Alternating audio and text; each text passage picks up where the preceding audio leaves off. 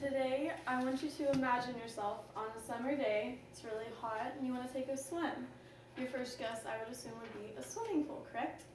Well, I've been cleaning swimming pools since I was about 14 years old. My dad has been doing it since he was probably about 30. So he's been doing it a lot longer than I've been doing it. My dad started out just kind of doing it on the side and stuff like that. He was also a cop at the time. Well, then he decided that he wanted to open up his own business. So I've been working for my dad. My dad's pretty much taught me how to do everything. I can pretty much fix any pool problem you have. If you have a broken motor, if you need your pool clean, I'm the person to talk to. So a lot goes into keeping your pools clean, especially during the summertime when we have the brutal heat waves that are constantly going through Oklahoma. I will start off first by explaining the basics of a pool, then I will teach you how to clean a pool, and then I'll teach you how to maintain a clean swimming pool. Okay, my first part is the basics of a pool. The basics of a pool, you have a motor, you have your equipment and stuff like that. You have a motor with all your equipment. The reason why you have to have a motor is because you need circulation.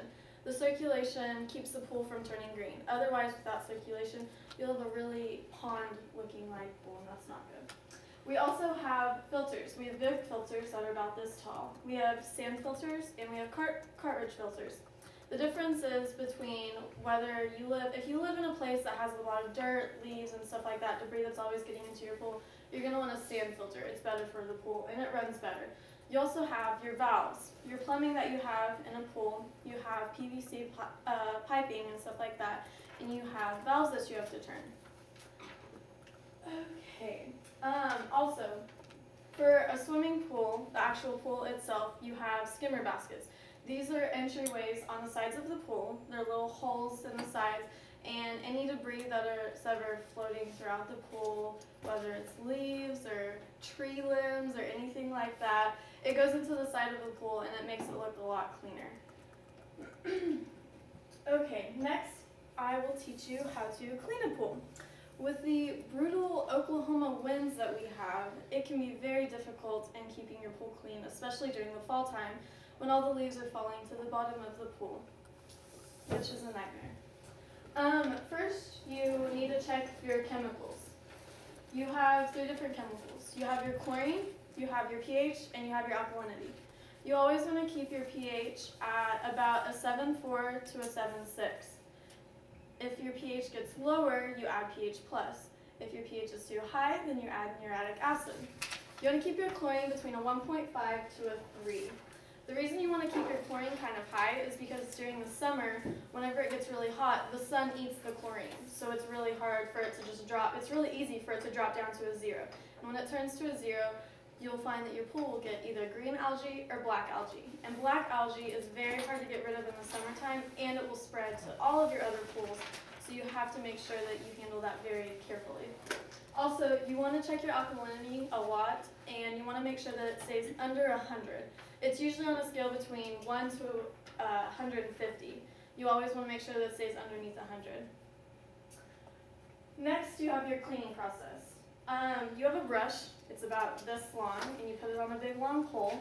And you want to brush all the stairs and any dirt that's anywhere in the pool. Sometimes there's like hard to reach places and corners that you want to make sure and brush all the pool down.